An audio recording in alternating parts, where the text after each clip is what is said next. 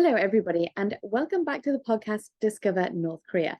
I'm your host, Zoe from Zoe Discovers, and if you're watching on YouTube, then you will note that we are recording the video today. So it's not just audio, but it also is visual. So if you do fancy watching that, you can hop on over to YouTube. I am not alone on the podcast today, but I'm about to be joined by a very special guest. He's been to North Korea multiple times as a tourist and even more times as a freelance tour guide, going a massive 6 times in 2019 alone. But there's one place in the DPRK that holds a special place in his heart, and we'll chat a bit about that today and reveal where that might be. Also, if you're watching on YouTube, you will be able to tell that my hair is very wet, and this is due to the fact that the aircon is broken where I currently live, and it's currently at like 38 degrees. I have 2 fans on me, and I've got like wet hair to try and cool myself down. So if you hear any background noise, that's probably it. I do apologize for that in advance. Before we get stuck in and say hello to our guest, do remember to like or rate or do whatever you can about this podcast. If you haven't already, it does mean a lot to me, honestly. And feel free to follow me on whatever social media channels you use. TikTok, Twitter, Instagram, YouTube, all the things. You can find me on Zoe Discovers or Zoe Discovers at NK. Email me your questions, guest recommendations, comments, whatever on zoediscovers@gmail.com. And before we go, I did promise that I would tell you about a super extra special giveaway that I'm currently doing on YouTube and Instagram. Let me tell you about that quickly. It's basically head over to my YouTube video, my most recent YouTube video. It's actually a pretty cool video, if I do say so myself, just 10 minutes long. And the giveaway details are about like 10 minutes, 55 seconds in. It's super simple. Basically, all you have to do is like make a couple of comments on like YouTube and Instagram to be in the chance to win a North Korea calendar for 2023. I know that it's already July and over half the year is over, but nevertheless, I still think it's a pretty cool gift. And I managed to get hold of a couple recently. One of them is going to my patrons and one of them is going to one of you guys. The competition is going to be on for a whole week now until the 8th. Super simple entry. Head over to the YouTube video to find out more. The link will be in the show notes. And without further ado, let's welcome Pete to the show.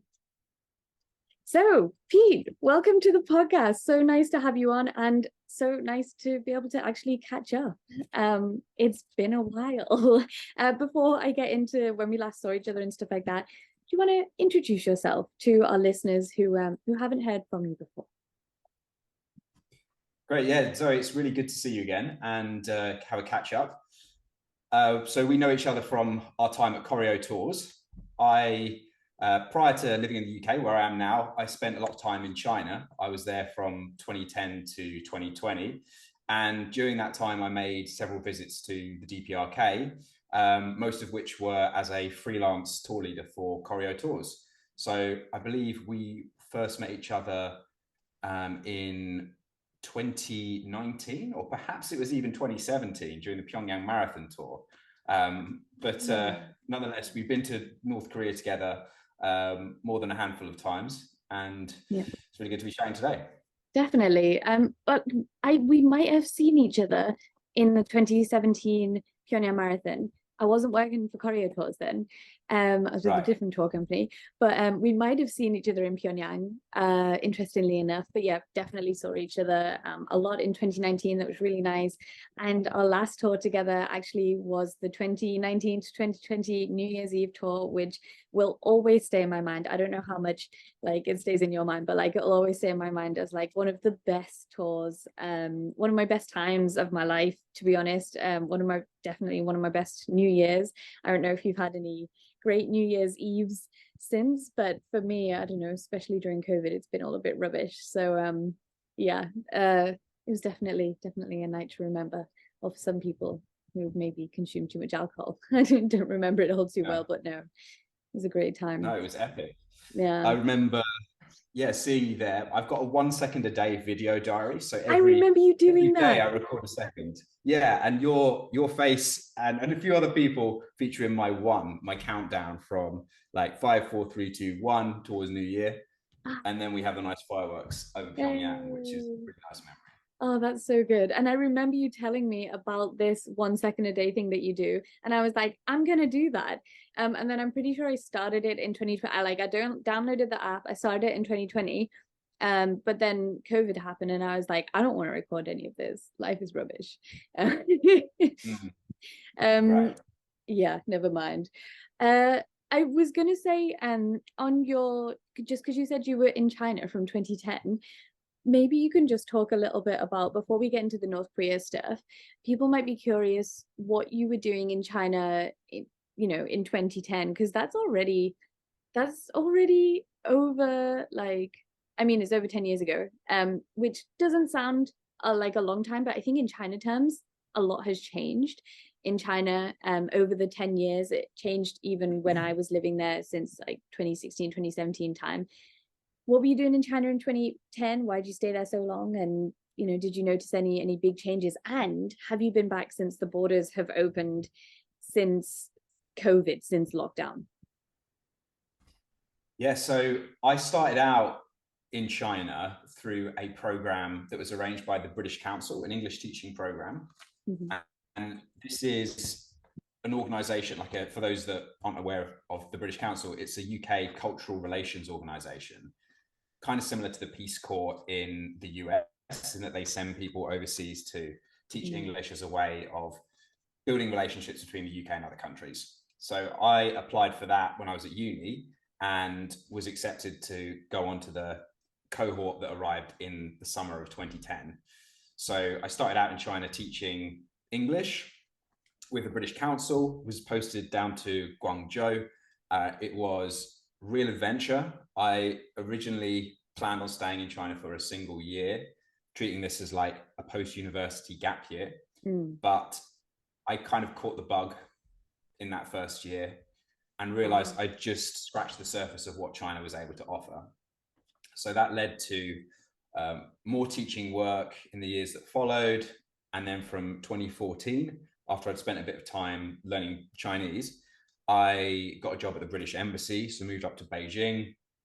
And then the rest of my time in China from 2014 through to 2020 was spent working for the embassy, working for the British consulate in Wuhan, and then working for a company that was doing UK-China trade and investment work after that.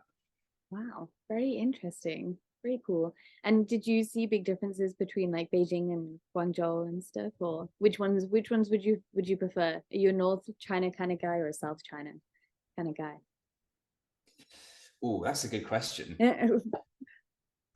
Probably a North China kind of guy overall, but Food wise, yeah, people I appreciate wise, city elements of wise. both. That's a great question. Like food wise, maybe. And there's something a bit more rugged about the North that I'm drawn to. Yeah. Like it's a bit of a harder place in terms of like the weather and stuff, which can be a challenge sometimes. But yeah, I sometimes that kind of adventurous side is nice. And then the other element that's quite important is language. I'm quite into the Chinese language, as I know you are. And so to be in the North, you tend to encounter much more standard accents there. So it's easier to talk and interact with people on their own terms rather than like making them speak Putonghua rather than their local dialect. Yeah, true. And I have to say, being in Taiwan, like I miss the Beijing accent a lot, or the North Chinese accent, and like the Northeast Dongbei kind of accent. It's very thick and kind of, in a way, I always describe it like this, and people look at me like, what? But I always describe the Beijing accent as like a pirate accent, because you're always adding the R in at the end of words and stuff. And Taiwan is very soft, like the South, and it's absolutely fine as well. For me, I just prefer, as you said, like the rugged kind of northern kind of feel. And have you been back to China yet? Unfortunately not. I would have loved to have gone back by now. China still doesn't allow tourist visas, so I'd have to either kind of have another reason to go, which I may have some reasons to get a business visa, which is good for later this year. So that could be an opportunity to go back. But yeah, I haven't been able to yet. And it feels really weird because I left Beijing on 29th of January 2020, just as COVID was starting to escalate and all of the international travel restrictions started coming in. Airlines started shutting down flights to China. So I originally didn't foresee that this was going to be such a long process. So I had a trip planned back to the UK, and I decided to go for it, thinking maybe I'll get a bit delayed, but it's not going to be that long until I get back to China. And I haven't been back since then, which is coming up to 3.5 years. And I was living there. I spent 4 years there in Beijing, so a lot of people, a lot of friends there that I didn't get to properly say goodbye to. So it would be great to go back, and hopefully I can do that later this year. I can definitely relate to that. And did you leave all your stuff behind there? I know you're a bit of a minimalist, but did you have a lot of stuff? Have you been able to get? Well, that was the lucky thing. I'd done this like minimalist drive with all of my stuff in the months prior. So it's a weird coincidence, like a Marie Kondo style thing, where I was really trying to see how much I could limit the physical things I had and digitize things so that I didn't have to have lots of possessions and I could travel easily. So actually, I really went far with that, and I was able to fit all of my possessions in the suitcases that I took on the flight. Wow. And because I thought there is a chance this is going to be a longer thing, I decided to take everything that I had. So I literally took everything I had back to the UK. And actually, another tour leader from the DPRK, Peyton, he moved into my previous flat. We were kind of arranging this in like the weeks prior to that. So I kind of had a person that I was building up to hand over to anyway.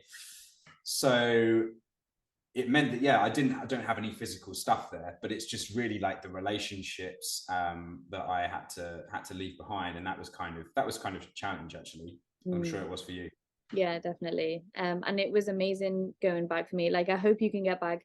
Surely you'll be able to get back this year. I mean, we've been saying that surely this year, but I hope, because it seemed very normal. Like when I went back, luckily my visa was still valid. Like I have a 5-year visa and it was still valid from like pre-COVID. So that's how I was able to go back.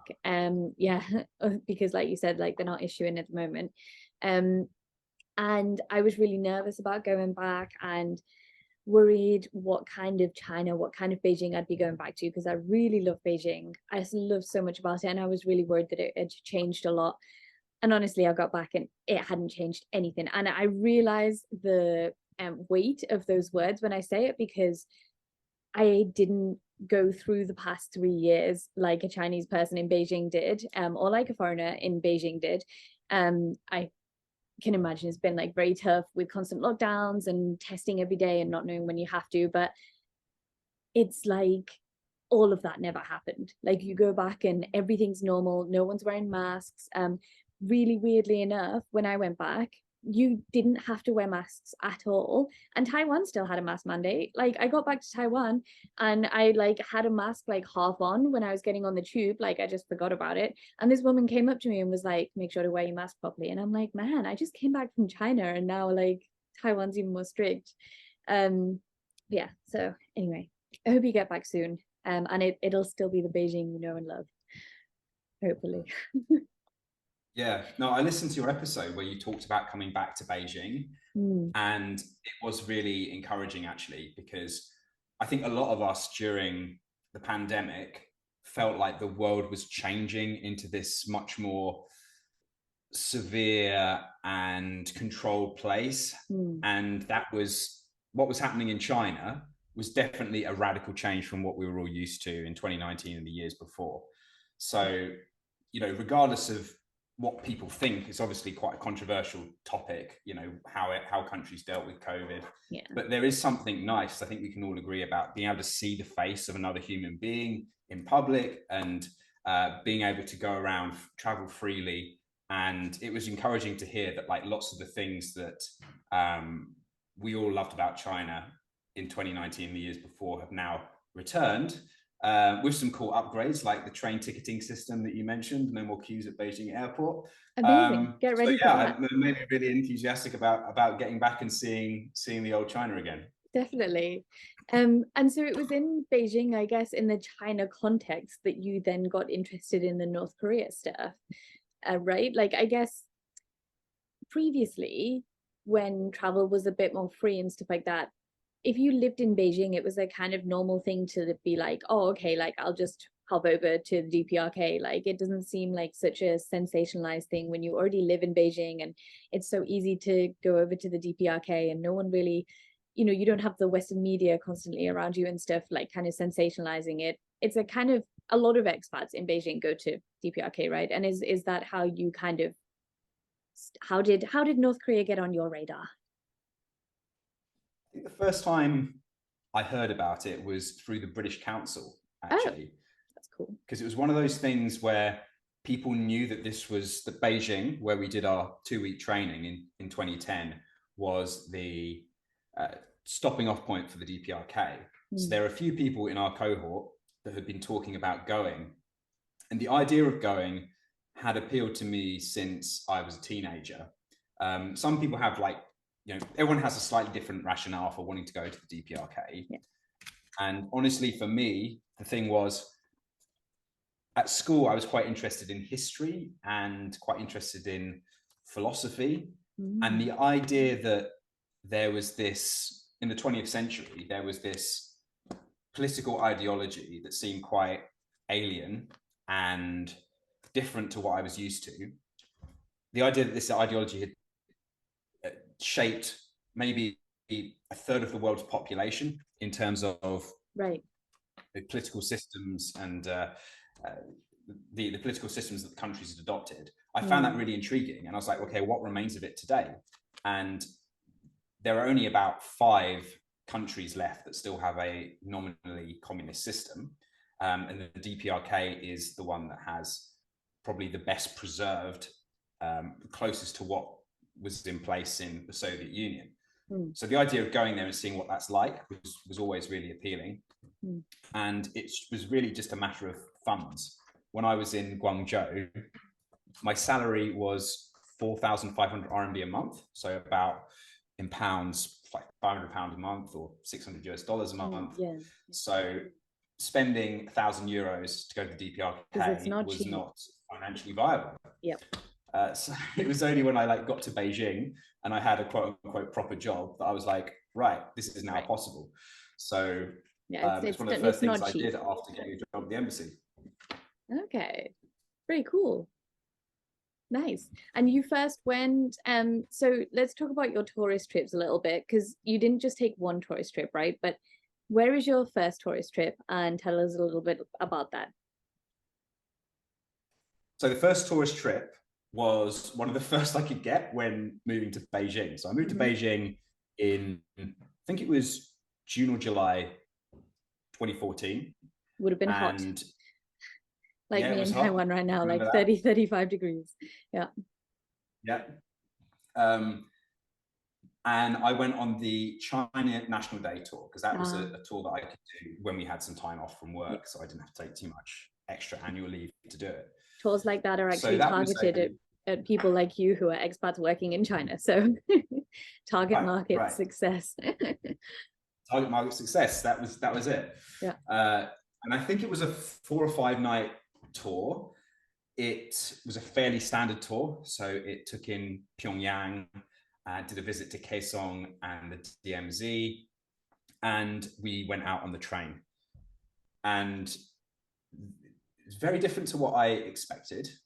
Some ways, well, I mean, I expected it to be quite like the Soviet Union, in that there would be pictures of Karl Marx everywhere and like a clear, coherent philosophy, because the Soviet Union in its approach to communism was quite internationalist. It wasn't necessarily about promoting one particular ethnic group over others. There were lots of different nationalities in the Soviet Union, and they were very internationalist. They did a lot of their propaganda was about spreading the revolution to the world. And in Korea, I found that you never saw a picture of Karl Marx. I think there was one in Kim Il-sung Square until about 2010, or they used to be 10, 15 years ago. Yeah. But there was none of that. So from that sort of political side, that was something I noticed. And then I think a lot of the things that you often highlight in your podcast were very apparent to me as well. Like it's a much lighter place than you would expect. It's a more fun place than you would expect. A lot of the messaging we get in the media about the DPRK relates to nuclear tests, some of the human rights issues that there are, the restrictions that there are on people's freedoms. So you expect it to be a very severe and strict place. And when you arrive, you find that the vibe is much more light-hearted and fun than you'd expect. So to experience the country in that kind of environment, and with Koryo Tours, just to give a plug to our organization, I wasn't working for Koryo at the time, but Koryo were just excellent at, from the moment we arrived in Beijing and had the pre-departure briefing. I think my first pre-departure briefing was with Rich, and it was just exciting from the moment we started, because we knew we were doing something that was regarded as pretty adventurous, but also we were in good hands. So arriving in Beijing, having that briefing, understanding what we were doing, being able to experience that in the office around all of this North Korean art, and such a cool office as well. In really good hands was like a really good way of kicking things off. Yeah, and for people that don't know, so Rich is our international tour leader, expert at Koryo Tours. He does like the Mongolia stuff, and he's currently living in Mongolia as well. Very, very absolutely lovely guy, knows his stuff for sure. And whilst we're plugging Koryo Tours, I think what you said is like, it's totally true. Like, they really stand out. I mean, I'm totally biased when I say this, full disclosure, obviously. But they really stand out from the other tour companies because they have like over 30 years of experience working in the country. They were the ones that kind of pioneered opening it and starting the tours and helped to open the country out more. So you do definitely feel like you're in safe hands. I mean, I am totally biased, but I'm glad that came off to you as well. It's not just me that says it.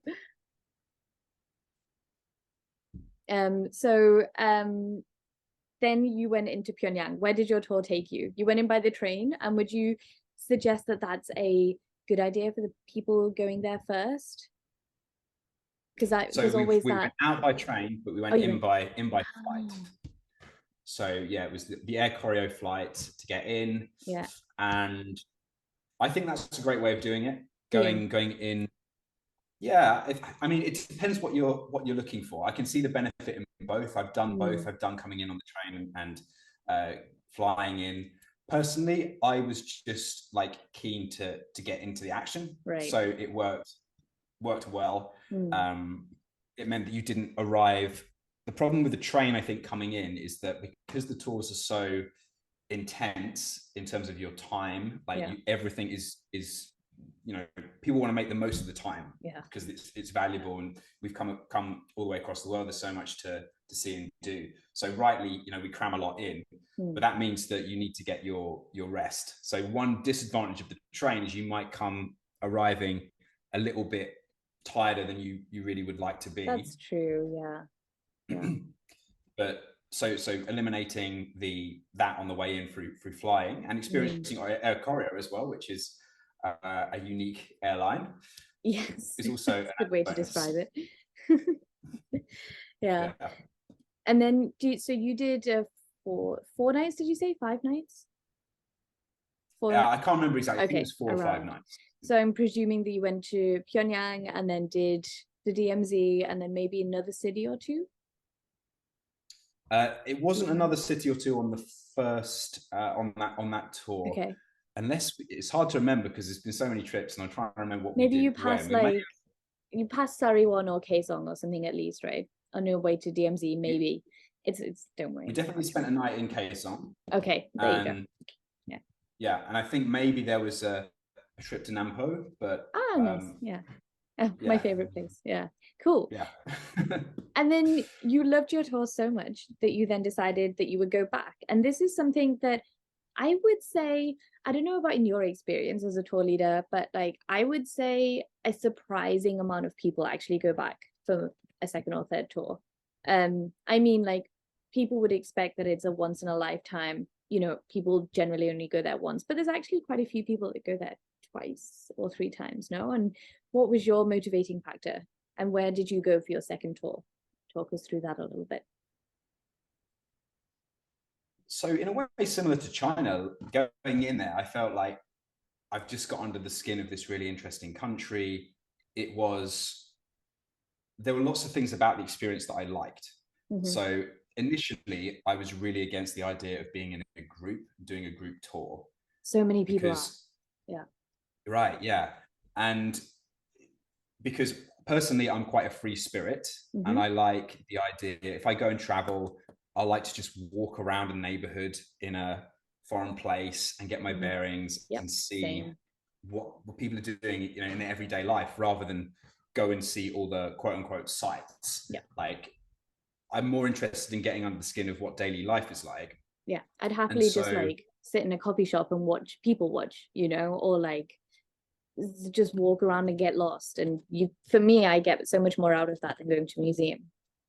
So I totally get it. Yeah, just going along, seeing what looks good, seeing where there's a vibe, seeing where people, like, you see a line of people queuing for something, you're like, why are they queuing? You can check that out. Or even getting on a random bus where you don't know where it's heading, just to see where you end up, and adding serendipity into your travel plans in that way. Definitely. Yeah. So I've been drawn to that quite a lot in the past. But in the end, I ended up really liking this group tour dynamic, which totally surprised me, because there's something really cool about experiencing something as different as North Korea with other people, especially when it's like the most international group you're likely to be in ever. So my group, we had like people from Thailand, Germany, the US. So this was pre-travel ban. Canada, a couple of other bits in Asia, China. So you had all of these people from across the world that were thrown together and experiencing this very alien culture simultaneously. And as I mentioned, it's quite a light-hearted and fun environment. So there were all kinds of jokes. There were different characters in the group that emerged. There were some people that were really like punctual, and some people that were always a few minutes late. And you just very quickly develop a rapport with the group. And I found that experience, it's like a fast track to becoming really good friends with people. So I've ended up staying in touch with loads of my fellow tourists or people that I've led on tours over time. Oh, that's so nice. So that appealed to me. So that appealed to me, and I just thought, look, there's much more to see here. And then the idea of going somewhere that's like, so my second tour was a Northeastern adventure tour up in North Hamgyong province and Rason. So the idea of going somewhere that was like even more remote and even less visited was also definitely an appealing aspect. You just speaking about just to go back to the tour group stuff, like it's just made me really miss being on tour, miss being a tour guide. And like, I mean, there's not a day when I don't miss it, but like talking about that, I mean, it really is.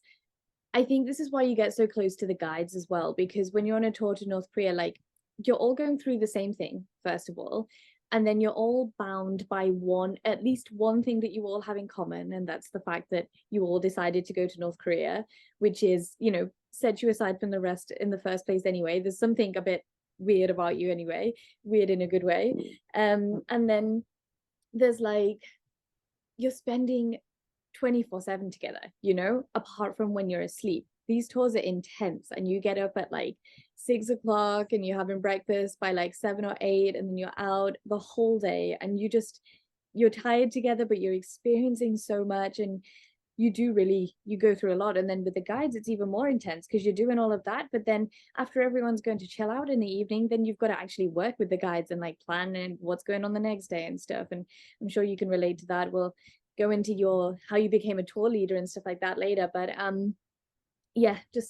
really miss being on tour. I hope it can start back up again soon. So you went to the Northeast, which is a very cool place. We spoke on the podcast, I can't remember which episode it was, but a couple of episodes back on Rason, which is the special economic zone. I'm going to pick your brains about that in a minute, because I think you have a little bit more knowledge actually on special economic zones than I do. But maybe you can tell us, first of all, what your tour in the Northeast was like, how long you went there, what kind of sites did you see, and also how it differed from Pyongyang and your first tour. Yeah, very different vibe to the first tour. So the Northeast Adventure Tour, I did that roughly a year later. So the dates for that were, I think, the 19th to the 27th of October in 2015. So that was 7 nights in DPRK, 1 night in Yanji. So very cool the immediate city as well. difference. Sorry? Very cool city, Yanji is. Like, very interesting, weird city as well. Yeah. Yanji in itself is a really interesting place just to visit.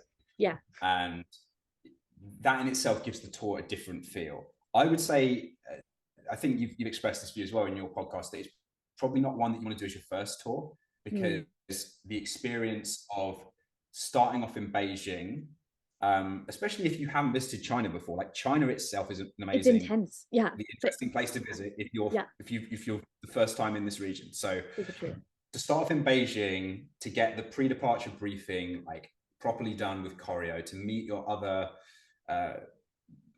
participants in the tour, that's a really nice start. And then you're like from Beijing to Pyongyang. So this Northeastern tour, you start off in Yanji. So for listeners that aren't aware of what Yanji is, it's an Korean autonomous prefecture within Jilin province, which borders, it's one of the 3 provinces that borders the DPRK. Which is in China.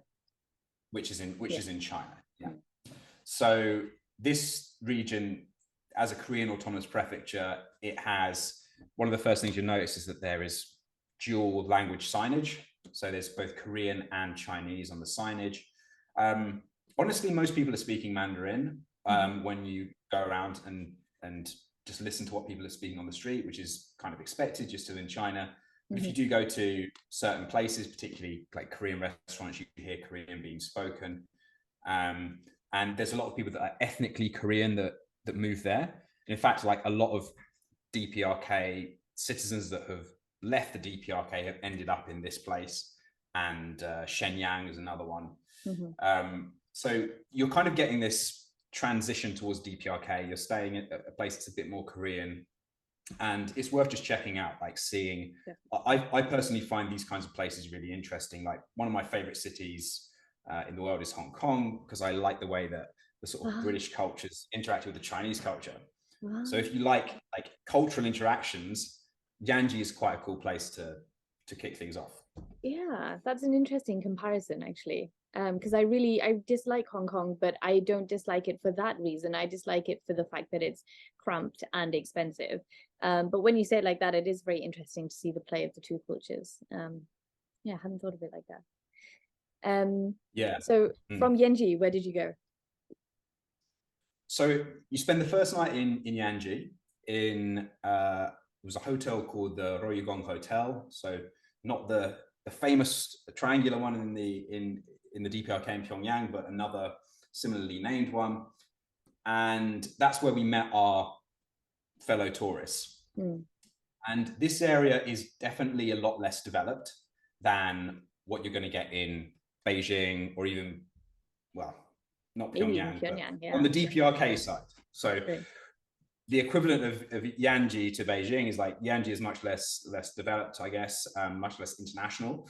And then you cross over the border, an area called the Two-Men River Crossing, which is a border crossing that dates back to the Japanese colonial era. So that's been there for quite a long time. It was one of the crossings that the People's Volunteer Army used when they were assisting the Koreans during the Korean War. So there's a bit of history to the crossing itself. Wow. And then you get onto Onsong, and you do notice as soon as you get to the DPRK side, there's an immediate difference. There's like quite a lonely looking sentry guard that will check your visas.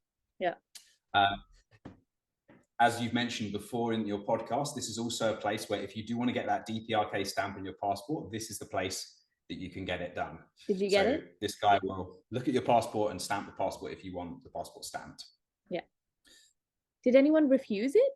Did anyone say, like, I don't want the passport stamp, and he didn't stamp it? I think on my tour, no. I think everyone got it on my tour. Okay. Yeah. So one of the things you do notice so when you enter the DPRK from the Tumen River crossing, you're in an area called Onsong, and that's part of North Hamgyong province, which is a region in the far northeast of the DPRK, population about 2.3 million. So this region is known for being the poorest region of the DPRK. It's a region that quite a lot of people defect from. I read an article somewhere that actually half of the defectors from Korea, people that leave DPRK, are from this province. And so when you hear accounts, sorry, go on. I was just going to say, I guess that's for the two reasons: the proximity towards China and the Tumen River crossing, and then also the fact that it's, one of the poorest places. Yeah, so partly because the conditions there are pretty tough. Partly due to the fact that that part of the Tumen River freezes over in the winter, so people can cross over without having to use the official crossings. And so when we hear accounts of what the DPRK is like, they're often quite harsh accounts. And some people have argued that one of the reasons for that is that most people come from this specific part. Like the population of the DPRK today is just under 26 million. So this is just like 10% of the overall population. So it's not, the entire country is not like this, but it's something to bear in mind. If you're going to this part of the DPRK, you're going to a poorer bit. And there are very few paved roads, for example, in that region. So when you get over, you're on single lane roads, often on dirt roads. You're bumping around a lot to get from one destination to another. Yeah, free massage. Let the guides say. And the sites there's some really like impressive sites that you can see. Like the Wangjae-san Monument, this really impressive bronze monument. That's one of the first sites you'll see on the tour of the northeast if you cross in from Tumen. But generally speaking, there's a lot of countryside. There's a lot more poverty, and you will see that out of the window of the bus. You've noticed people are probably a bit shorter there than they are in the rest of the DPRK, because it's the area of the DPRK that was worst hit by the famine in the 1990s, and that led to malnutrition and some issues. So that's just, painting a picture of the vibe when you get over. Now, that's something you're probably going to notice if you've done like Pyongyang and you've been to other parts of the DPRK. But yeah, other than that, there's loads of great things that you can be doing there. So the North Hamgyong province is home to Mount Chilbo, which is my favorite. An amazing mountain. We're talking about, about 1,000 meters high, this mountain, and it's really picturesque. We went there in autumn, so there was this lovely coloring to the trees when we went, and it was like, you feel like you're off the beaten track, but you're experiencing something that's really special and not visited. So yeah, you've got Mount Chilbo, you've got Chongjin, you've got Horyong City. There's a few different places that you can go on this tour, and it's a really special thing. Yeah. Did you manage to you didn't stay in the homestay when you were there? I did, yes. You did? That was definitely a highlight. So that's in just the last episode that I talked about things that you didn't know that you can do in North Korea, and I think it surprises so many people that you can stay in a homestay in Korea. And I don't know if the way that I tackled this in the podcast does it justice. So how did you find the homestay experience in North Korea? Like, did you find it very authentic? Did you find it how did you find it? Awkward? do you speak Korean? You know, like, how was it? Mm. So yeah, sadly, I don't speak very much Korean at all. It's really something I'd love to have done. When I was living in China, I was very focused on Chinese, and then learning another language seemed like too much. So that is one of the major issues that you will have, that the people staying in this homestay village won't speak English very well. Other than there was a child in the family that did speak some English. So basically, Cool. we interacted through this child, which Mm-hmm. was a cool part of the experience. Mm-hmm. But to give an idea of the vibe, I Mm-hmm. believe this homestay village was created about 10 years ago, and it's not a like really traditional kind of place that people would live. It's created as a special compound where people can come in and make these home visits. But you are staying with Korean families who genuinely do live there all year round, that genuinely farm nearby. Mm-hmm. And it was cool. I mean, even though we didn't get to have really in-depth conversations with them, there's a certain way that you can communicate by expressions and signals. They had dinner with us. We got to stay in the home. It had the traditional Korean heated flooring. Yeah. We had a lovely bonfire in the evening and sat around, and this was just the tourists for the bonfire. But yeah, we sat around and exchanged some like really nice stories. So it was really a highlight of the trip, going to this homestay. Yeah. So you didn't quite manage to get like any in-depth conversations with the North Koreans living there and stuff. I mean, I didn't, just because like when I've stayed there, I've been on tour, and I unfortunately have like I'm busy trying to look after everyone else, so I've never managed to really connect with the families there. But and it must be hard. You're only staying there like 1 or 2 nights. How did you feel with that? Like, there was just too much of a language barrier. Well, it wasn't too much. It wasn't an issue. I mean, obviously, it would be nice if I did speak fluent Korean and could really like get into some specifics, some in-depth conversations about what their lives were like. But I think what we ended up doing is we had this meal, and then I helped this kid with his English homework, and the parents like watched and paid and were sort of just present there in the moment. And Really I remember it very fondly, it being really nice. Like, it wasn't the place where I suddenly gained all of these really deep insights into how the DPRK citizens really live, in the sense of like having those deeper conversations, but it was nonetheless like a really valuable experience. Yeah. And I can imagine, like, I can imagine if we gave feedback to the Koreans, like, for example, people don't feel like they can connect because there's a language barrier, it would just be one of those things where, we'd give them feedback from the tourists, and then the Koreans would be like, oh, okay, well, to make the tourists have a better experience, we have to find people who can speak English. And then you end up getting like educated, more elite people doing this homestay thing, and then the tourists would complain like, oh, these people can speak English, they're not normal North Koreans.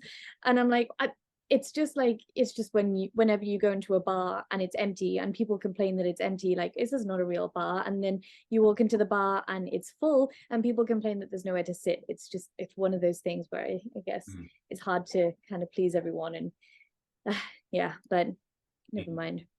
I guess maybe we can prep people more on some good Korean phrases before they go.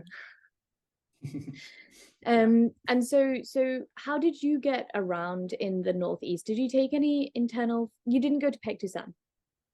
No, unfortunately. No. Okay. Still not been there. Well, hopefully when I mean, I'm going to ask you in a little bit if you're going to go back into DPRK tourism. Let's not get into that yet, but if you do decide to go to North Korea again in whatever capacity, hopefully you can go to Paektusan. But you were getting around in just like the normal tourist bus, like just usual in Pyongyang, or did you get any internal trains or anything like that? No trains on this trip. It was all done on the bus. Okay. One of the things that I remember is that we had two different companies, because I believe there's a company Rason. that will do, I think it's KITC deals with North Hamgyong province, and then it's the Rason travel company that deals with Rason. So when we crossed over into Rason, halfway through the trip, there was a different travel company that took over. I can't remember if it's the same bus or a different bus, but the whole trip was conducted via bus on pretty bumpy roads. Some fairly long stretches, not super long. Maybe 3 hours was the biggest stretch we did from Chongjin to Mount Chilbo. But all on the bus. Yeah, and that alone gives you a really big insight.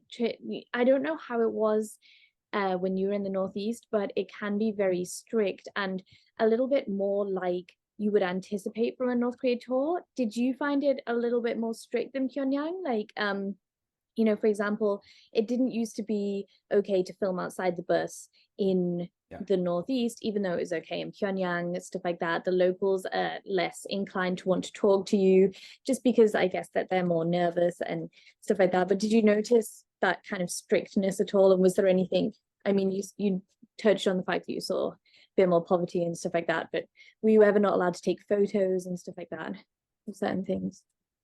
Yeah. I think at the time we weren't, this is 2015, and it may be the case that things have eased up a bit, but I think at the time they were pretty reluctant for us to take photos out of the bus. Yeah. And the general rule in North Hamgyong was like, ask before you take a picture rather than here are the things you shouldn't take a picture of. And then you can take a picture of everything else. It was more like ask permission first. Yeah. And so that was one thing that was different. Yeah. And as you mentioned, the reason for that is partly, I think, because this is a new part of the DPRK to open to tourism. I think North Hamgyong province only opened up in 2014 or 2015. So it was a very recent thing at the time. And it's frankly still pretty recent. There aren't that many tours that go to this part of the DPRK. So if people are considering going on this tour, you still will be one of the first few hundred foreign tourists that have ever been there, I would imagine. So Western tourists, that is, there's probably more Chinese tourists that are going there. But potentially. So North Hamgyong definitely stricter. Then when you get to Rason, things get more relaxed. Yes, let's get to Rason. I mean, again, I just did an episode on it, but I'm really interested to hear your insight into Rason. Firstly, so I've never driven from Chongjin. You went from Chongjin to Rason or Chilbo to Rason? I'm trying to think where we are on the map. So we went from Chongjin to Rason. Yeah. How long is that drive? Do you remember? Because I've never actually done that. I've only entered Rason like straight into Rason. I think that is a couple of hours. Okay. But don't hold me. It's not too. Yeah. It's it's definitely a longer journey from Chongjin to Mount Chilbo. Yeah. And how was Rason? Like, how was your time there? Tell me a little bit about that. It is very, very different in a way. In a good way? Sure. Just to give a bit of context on what Rason is for listeners that might not be aware or might not have heard your previous podcast. So this is a special economic zone. It was established in 1991 in the DPRK. And the idea of this, I think there was some UN involvement in setting it up. And the idea was that this was going to be a place that kind of modeled the special economic zones in China, in that it would be a place where the DPRK could experiment with some kind of market liberalization. And in 1991, the DPRK really was a very centrally planned country compared to what it is today. After the end of the Korean War, the DPRK economy was quite closed. It received a lot of aid from the Soviet Union and some from China. And so it had this command economy where there wasn't really a free market. There weren't modern markets like the Kwangbok supermarket that we go to today. Everything was allocated to people via rationing systems. And there was, of course, some informal trading that went on, but it was pretty minimal. And the DPRK had kind of seen what happened in China with Shenzhen and some of the other special economic zones, and so wanted to try out some forms of market liberalization. Rason initially was really lauded in international media as like, this is a really big development. It's going to lead to the DPRK moving towards a China type model where they maybe retain, you know, the political centralization, but introduce market reforms. And there was talks about this attracting up to, I think, like $2 billion of US dollars in the early 1990s. And in the end, I think it attracted about 35 million US dollars. So really, really a lot lower than they were expecting. And it's, you know, introduced some reform. So it's the place that, it was the first place in the whole of the DPRK to have a free market where you can buy and sell things. And if you go to Rason, you can visit that market, and that is the only place that foreign tourists can use and spend Korean won in a market setting. And that's a cool place to visit, and it's got some historical significance because it was the first. Following that, like, lots of other markets sprang up around the DPRK, although they weren't officially allowed. They were officially allowed in Rason. So Rason was like the legitimate market. It's definitely a highlight of the tour, is going to that market. And it's a cool place to see both. I mean, you see a lot more. So it's a cool place to visit because you see a lot of cool stuff that they've got on sale. You see a lot of local produce, but then also at the same time, a lot of import stuff from China. And it's, for me, it's so bizarre because everything is in, and this is so very, you know, DPR Korean. You go into the market and you've got a section and you have about 20 ladies and they are all selling you the same thing. And then, you know, maybe it's hats and they're all selling you the exact same hat, and everyone's trying to haggle for you to come over and come to their hat stall. And then you walk a little bit along and then everyone's selling cigarettes, and it's all the same cigarettes and they'll be all the same prices, and everyone's trying to haggle you to come over. It's very much of a non-capitalist market in a way. It's very like no advertisements for like, come here, no special offers and stuff like that. Did you pick up any cool souvenirs and enjoy the market? I'm trying to think, you know, honestly, I'm not really one for souvenirs, being a minimalist. I didn't pick up many myself. I think I maybe picked up a notebook or two. But yeah, one of you know, good tip for people that might go to this market in Rason is to take your Korean guide with you, because probably the majority of goods in that market are Chinese made rather than DPRK made. So if you are someone that's going there because you want to actually buy some cool made in the DPRK products, then just make sure you're checking. So I went and I bought some DPRK made notebooks, I think. And that's pretty cool. And that's a very good tip as well, because again, same thing happens in the Kwanbok supermarket. There are some Chinese made things in there, and it helps if you can read Chinese, because then you can tell the difference between Chinese and Korean writing at least. But so many people, like when you go to the market or when you go to Kwanbok supermarket in Pyongyang, I'd say like, feel free to walk around by yourself, guys, but like, you know, I would recommend that you stay in the group, or at least stay with the guides, so that you know what's going on if you have any questions and stuff like that. And they're like, no, freedom, we want freedom, like finally, you know, like running off by themselves. And then they come back and they're like, Zoe, look, I got these. And I'm like, cool, you bought yourself a bag of Chinese sweets, like nice one, overpriced, you know, like considering that it would have been a lot cheaper if you'd have bought them in China. So it's one of those, like, I get why people want to walk around by themselves and like suddenly get the opportunity, it must be great. But like, on the other hand, it is also a little bit like, come on, guys. Oh, I just lost you there on the internet. No, you're back. Yeah. So you didn't pick up anything from the market. That's fine.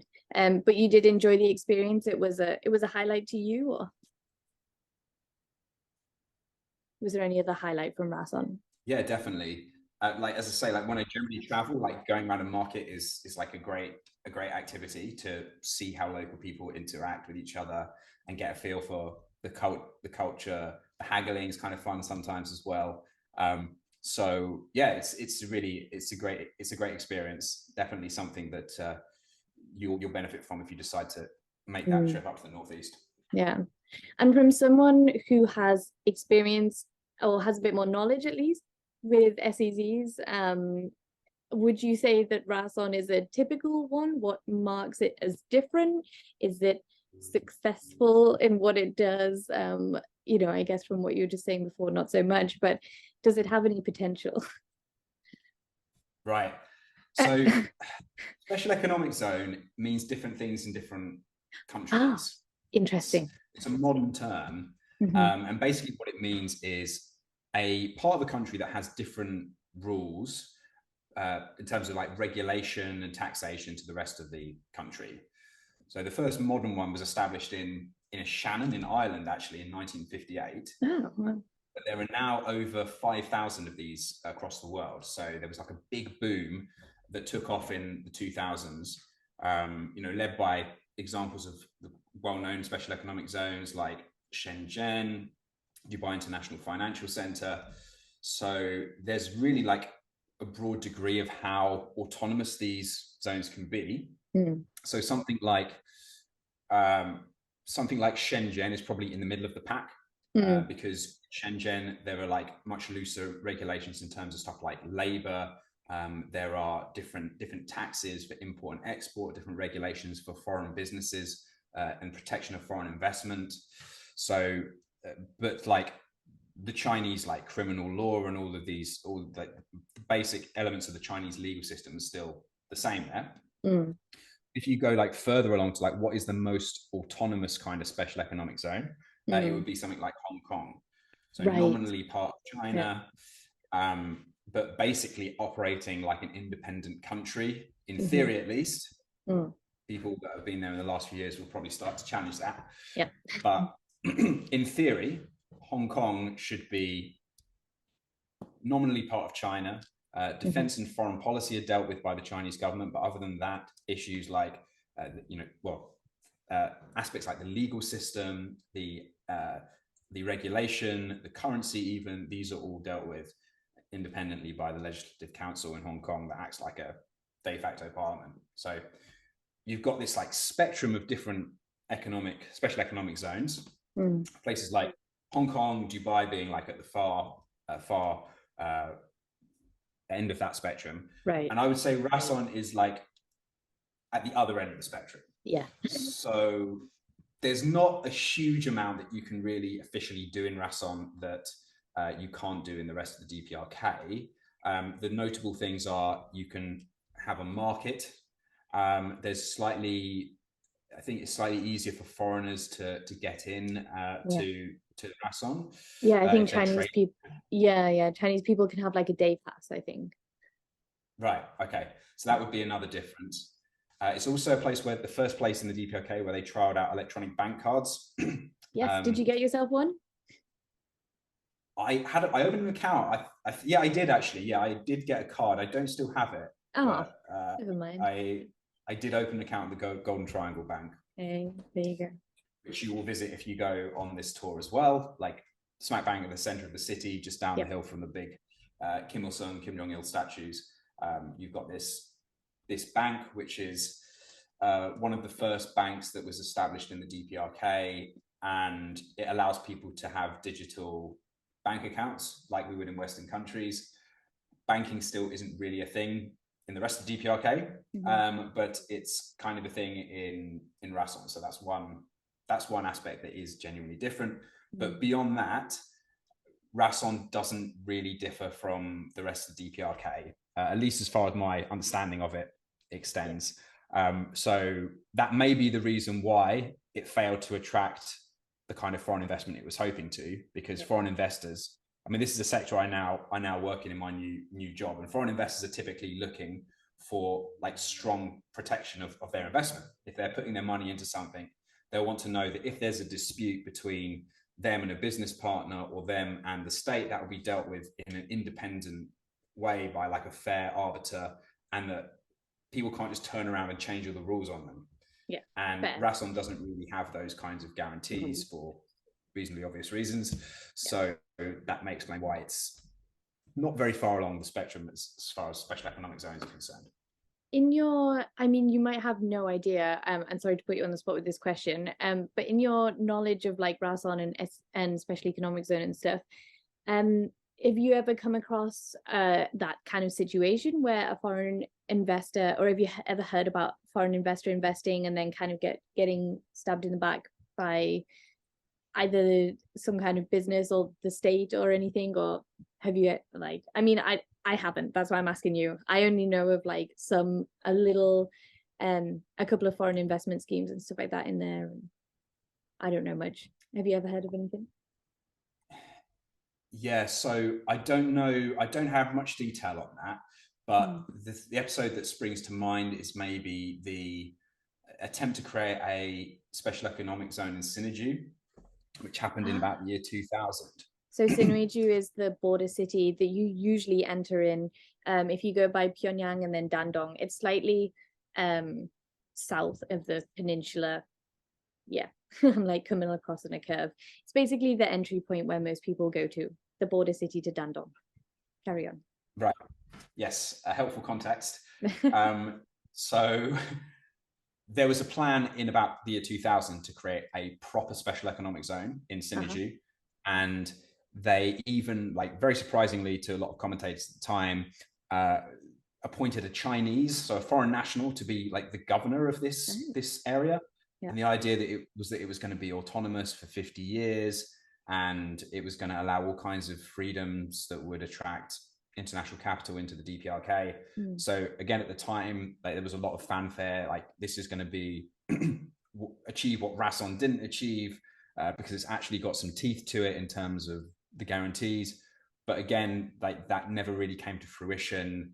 The 50 years turned out to be more like 50 days or something like that, but it actually retained the status. And I think, like, some of the foreign investors in that lost money. Right. And the place to find out more about that is Andrei Lankov's work. So he's written about that in The Real North Korea, one of his books. I think I'm looking at that book right now. Like, it's my bedside reading at the moment. But it's heavy bedside reading, I guess. But yeah, no, I haven't got that far apparently. Cool, very interesting. Yeah. And so the moral of that story is to maybe not invest in North Korea at the moment. I mean, it's getting harder and harder with all of the sanctions and stuff like that anyway. So yeah. Go on. Well, I was going to say the moral of the story is, like, basically, if you are a country that wants to try and attract these foreign investments, like, you really need to have some sort of international cooperation that guarantees that they're going to be protected. So, like, some of the zones we work with, there are international trade treaties, for example, such that, like, if you undermine an investment in a foreign country, then that country will end up with consequences from, like, you know, maybe there are sanctions that might be imposed from the partner countries to the trade agreement. So things like that can, like, give foreign investors more assurance that there's going to be a real sustainability to the new trade system. That makes sense. So some kind of neutral third party that can help oversee that. Also, they're going to be held accountable for, because it's also, like, all well and good saying, like, yeah, we're going to adhere to these treaties, and then you don't. It's very easy to just be like, oh yeah, no, we said that. But so I suppose it should be a country that, you know, keeps their promises in terms of that stuff as well. Right. Yeah. I suppose getting off the economics and stuff side of it, it's actually super interesting, and I'm learning a lot.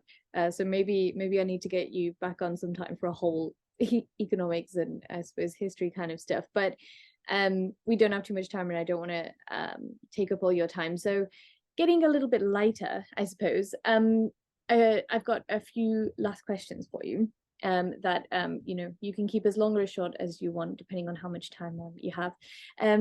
The first thing is sticking on the northeast side of things. Pick a one highlight or one thing that surprised you, or one thing that, like, will always stick in a memory with you, if you have one thing, or if you don't, one thing that you really want to talk about in the northeast, anything like that. This may seem like a weird one. Ooh. But it kind of touches on something that people should be aware of if they're going to the northeast. Ooh. Which is that if you're going anywhere in the DPRK, you need to be mindful of the fact that electricity and hot running water are not going to be provided reliably. Other than, like, the Yanggakdo in Pyongyang, like other places, you can't count on it being there. Yeah. And that is like even more true in the Northeast. Yeah. I spent 8 days in the DPRK, and we managed 3 hot showers during that time. Mm-hmm. And one of those was at the Onsong sanatorium, it's called.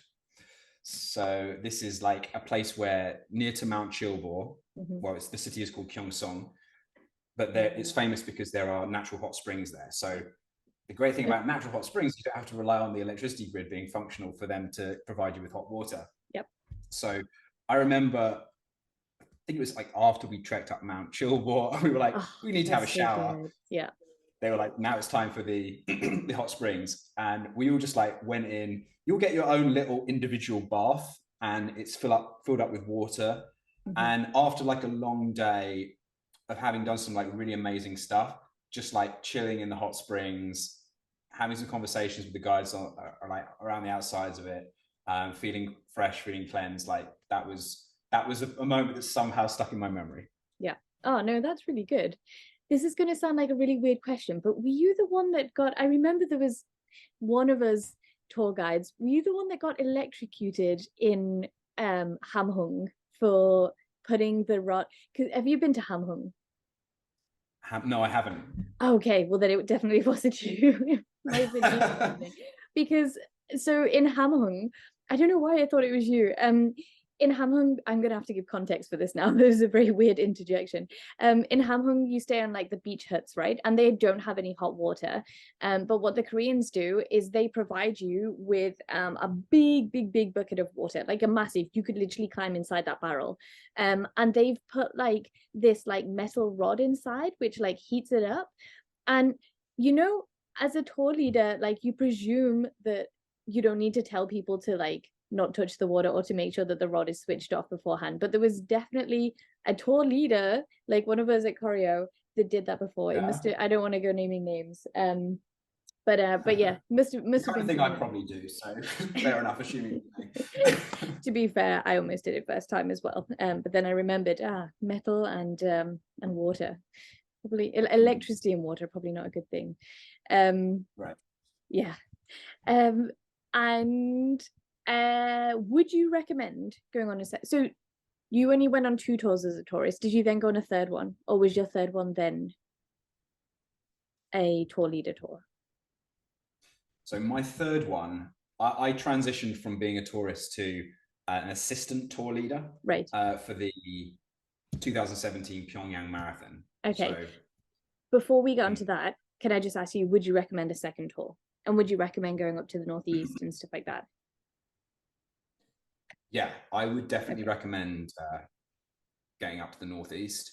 Yeah. And the second tour aspect of it was good for me because it's quite overwhelming being in the DPRK. You're literally doing stuff all of the time. You're going through museums, you're buying books in the foreign languages bookstore. Like I personally bought an absolute stack. I was like, right, I just need to understand everything. Even though you're a minimalist. Back, read all of these like major works by Kim Il-sung to get under the skin of the psyche.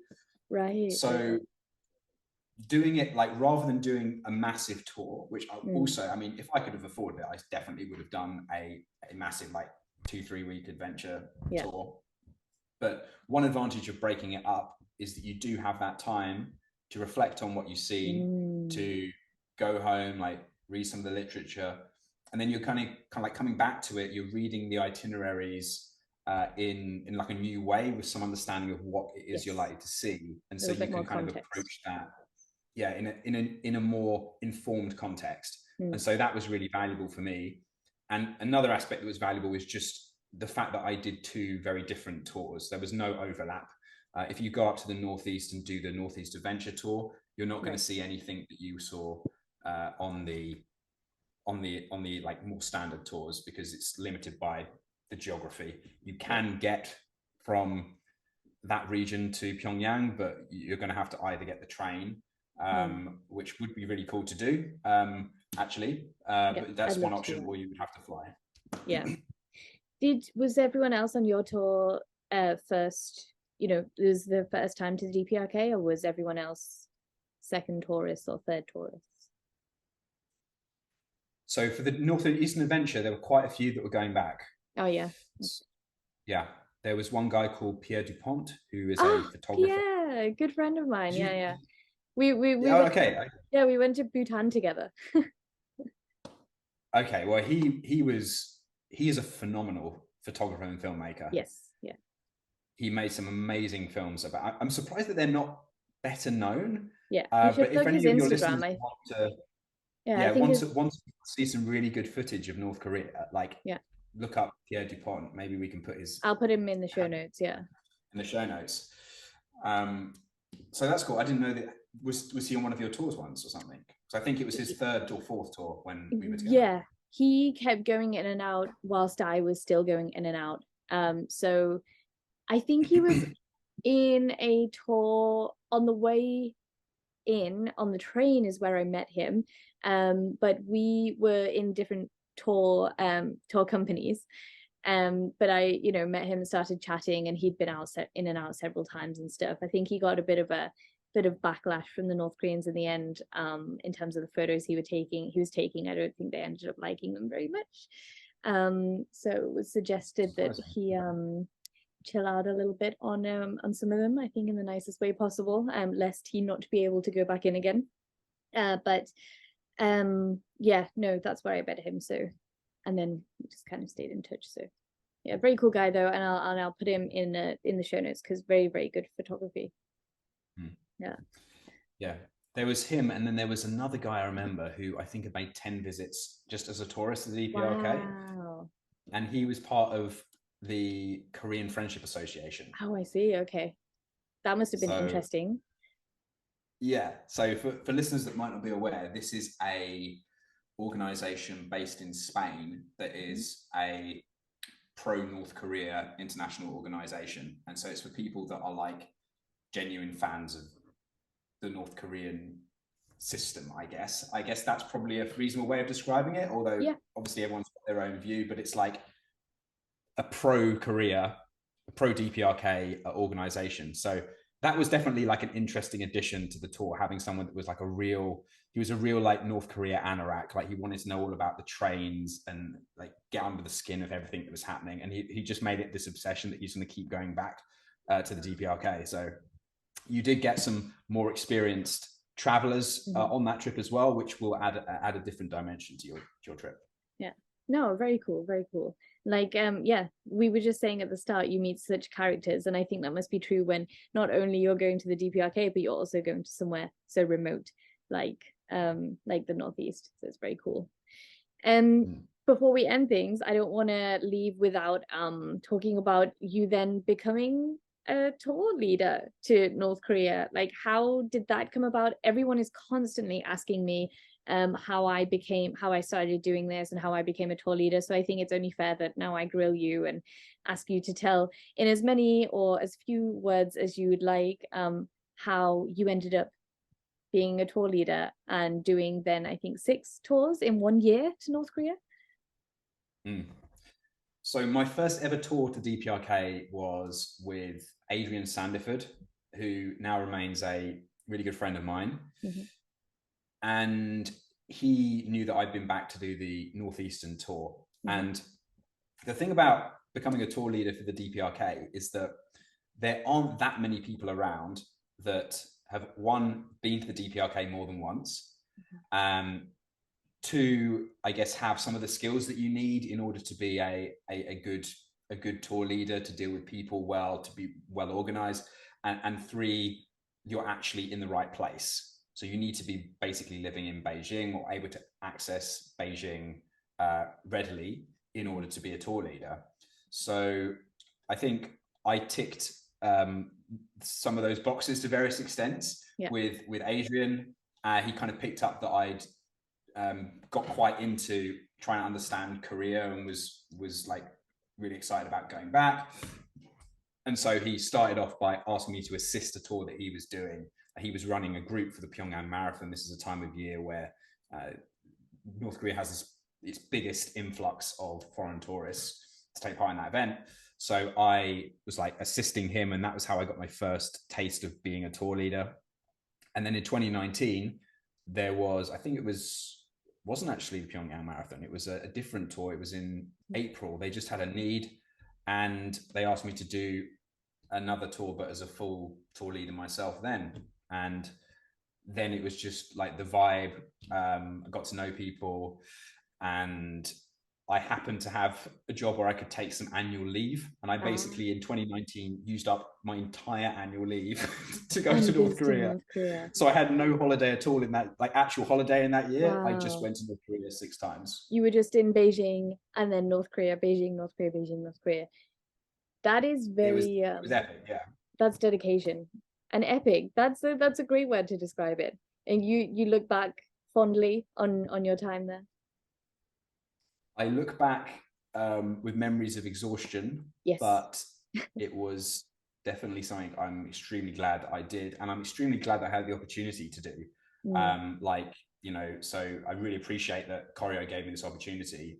There, as I say, like, you know, I'm not part of the Koryo core team. I'm a sort of freelancer for Koryo, so I'm not in the office every day. I've just kind of helped out with leading some tours, but it's a super cool group of people, and they have, like, you know, been willing to, you know, connect and bring new people in as freelancers, and I've really appreciated having that opportunity. So yeah, shout out to the whole Koryo team for that. Yeah, we've got a meeting in a bit, so I'll give you a shout out from I'll give them a shout out from you. What was I going to say before we end? So you look back at fondly, but also in exhaustion. That is exactly the way that I look back at it. I mean, you come back from tour and I can't imagine what it must have been like for you, literally going from work to take a break and then doing work, which is like 24/7. You know, if someone in the middle of the night has a problem, then it's your problem. So exhaustion is definitely one, but man, I'd do it all over again. So how about you? Will you be going back hopefully to North Korea when the borders open, as a tour leader, as a tourist? What are you thinking? Well, if there's a need for me to come back and I'm wanted, I will certainly come back. It's a lot further to travel now than it used to be, but I'm very keen to maintain my connection with the DPRK. I love leading tours. I love meeting people. I love sharing, you know, some of the experience that I've gained from my visits to DPRK with new people. And I've made some great connections. Like, I've got some really good friends in the UK now that I met on my North Korean tours. That's what I found. Like, I've met up with tourists that I've taken on tour and stuff all around the world. It's very cool. Yeah. So I'm very keen to make this an ongoing part of you know, connections to DPRK, make it an ongoing part of my life. You know, maybe it's a tour a year, something like that. Who knows? But very keen to maintain the connection. Excellent. I'm very happy to hear that. So hopefully you can join up your next China visit with a potential DPRK opening. Although there's been lots of talk about that recently, it doesn't seem to be like it might be anytime soon. Unfortunately, my bets are still on. Although it was looking a little bit hopeful about a month ago, my bets are still on for potentially around like March, April next year. Could be this year. Who knows? All bets are off. But yeah, I reckon that it'd be around early time next year. Before we end, did you have anything else that you wanted to add? That you really wanted to say about the Northeast, or have you said everything for now that needs to be said? We'll definitely have you back on at some point. Final thought would be, if you're a listener that is considering the DPRK but is concerned about, you know, things like safety or concerned about comfort, then what I can say is, don't expect the trip. If you're going somewhere like the Northeast, don't expect the trip to be like super comfortable, but it's definitely something that will stay with you for your entire life. Like, this is not going to be, if you look back at your life in 20 years time and you think about what you did, you're going to be really glad that you chose to spend that time doing something meaningful and like going to this really unique part of the world, rather than, say, like taking a beach holiday somewhere and chilling and relaxing. like this is something that you really won't regret. And also, we don't know what the future holds. We don't know what this part of the world is going to be like in 10, 20 years time. So we're sort of at this, what could be quite a unique time in history where you have an opportunity to see something, to see a system that kind of has that connection to the 20th century that's disappeared in most parts of the world. So I would really encourage listeners to like take a chance and make a visit to a place like this. You won't regret it. Nice. Very nice final thoughts. Thank you very much for that. And I mean, I think I couldn't make any better closing marks than that. So with that speech, I'll kind of conclude today's podcast. Thank you so much for joining me. It was really, really good to have your insights, and just honestly really good to reminisce about what it's like to be on tour and you know, stuff like that. I really miss chatting about that. So, and it was really good catching up with you. So thank you. Thanks to all of our listeners as well who have stuck around this long. I think it's probably a little bit longer than our normal episodes, but I think it was very insightful as well. So hope you all enjoyed it. And I'll speak to you soon, Pete, and make sure everyone else to join in next time. See you later, Pete. Bye-bye. Thanks for having me on. It's been great. Bye-bye.